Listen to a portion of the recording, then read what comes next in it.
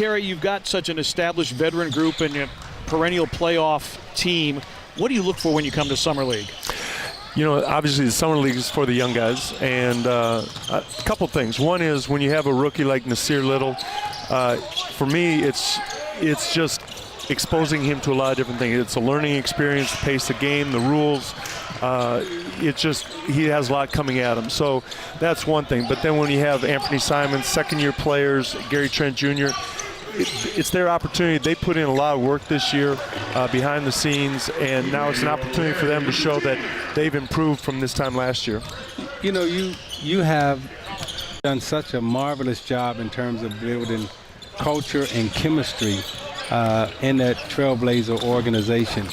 When you first got Lillard and McCollum together, what was the message to them to lay that foundation to be where you are right now, not from a winning standpoint, but just from a chemistry and culture standpoint? You know, it was done in stages, and you know, when I got to Portland 7 years ago, we had LaMarcus Aldridge and Nick Batum and Wes Matthews, and Dame came in, and obviously was a contributor on the court. But you know, the leadership role that Dame really embraced after we made the change after the first 3 years, and then CJ knowing that he was going to come into his own as a player, that's kind of where we've had a good culture, but then there was a shift because of the leadership. Mm-hmm. And you know, the good thing for me, and you've coached a lot of great players and played with a lot of great players, is that you don't have to tell them anything. You know, Dame is a tremendous leader, and he does it by example. He does it with his voice. He does it with an honesty to it, and he has the respect of his teammates. And it makes my job as a coach that much easier because I don't have to say a lot of things because Dame does that leadership thing. So when you talk about the leadership, now I'm sitting at home and I'm watching this game. I'm watching you guys eliminate OKC. And I'm seeing Dame out at half court, just dribbling, just waiting. And I'm saying, oh, he's got to go. Now, what were you thinking as a coach? Did you know he was going to shoot that shot? And when he made it, how did you stay coach and not become fan? Well, I was a fan. You know, honestly, the good thing in that situation was that it was a tie game.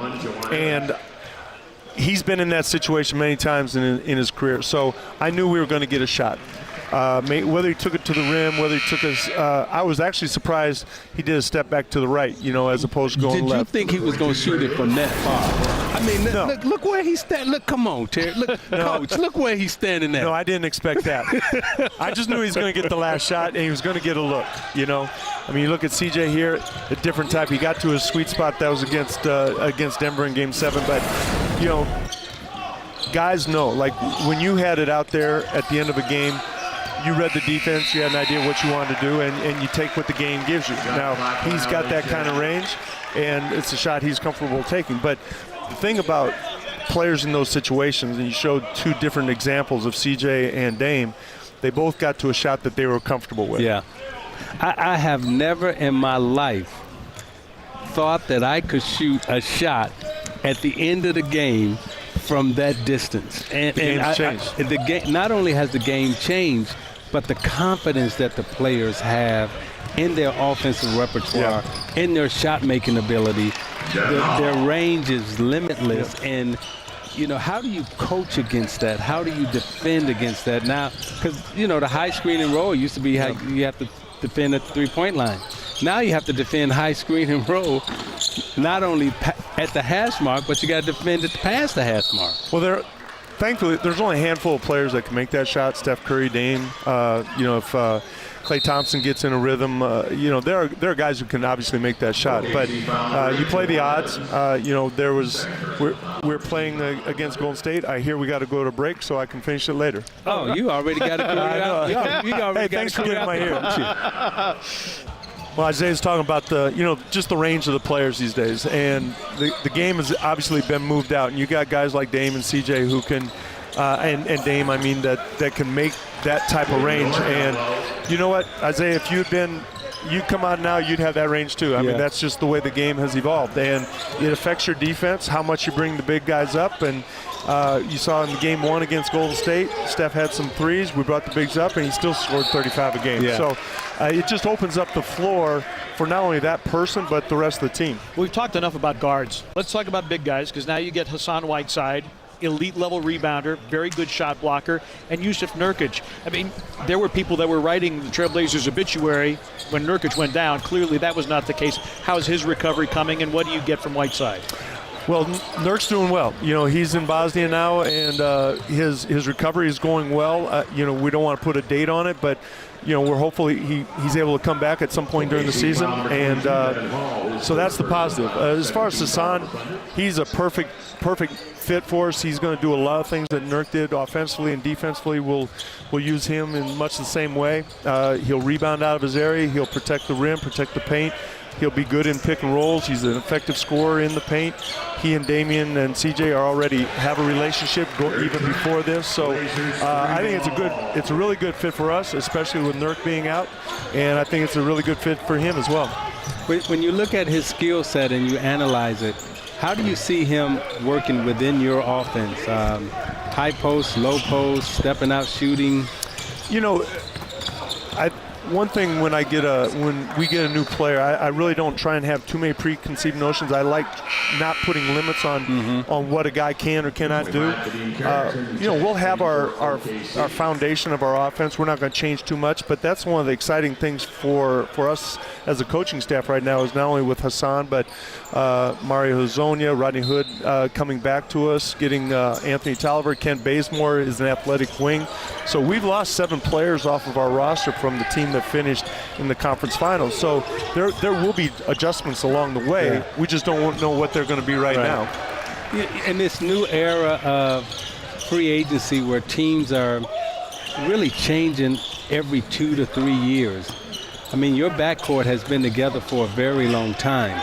And do you see that as an advantage going into the season where you're facing teams that hasn't had that type of chemistry and that type of teamwork for a long time? I would like to think that it is.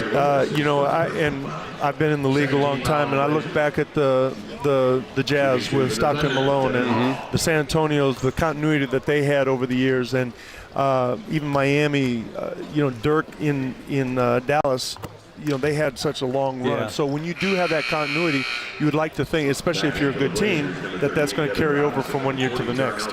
You know, but when you look at the landscape, how the West has changed, you have not only do you have Houston getting better, but now you have Kawhi coming back to the West. You have LeBron James and Anthony Davis teaming up in the West. It's like the West has become not only this, you know, juggernaut, but it's become this super juggernaut. So I'll ask you this now. What do you think about the notion of the playoff change format, 1 through 16, if that was to ever happen? Do you like that? I've never been a fan of the 1 through 16. I like having conferences. You know, the World Series, you got American League, National League, and football, you got AFC, NFC. And I think, you know, sometimes there's difference in the conferences, and no question the West is going to be very competitive. But I like the idea I always have of having 2 conferences. You win a conference, there's something to be said. I'm glad that the NBA celebrates a conference championship more now than they used to. So, you know, if you break it up, you lose that. You can, you know, I know the argument, some people say it might help a team here or there, but I don't necessarily think it's worth that. Terry, we appreciate the time and all right. the insight. Good to see you. We'll see you around the Moda Center. I know what you're going to be talking about after I leave. All right, thanks, guys. Thank you very much. Terry Stotts, head coach of the Portland Trail Blazers. What was that about that trade, Coach?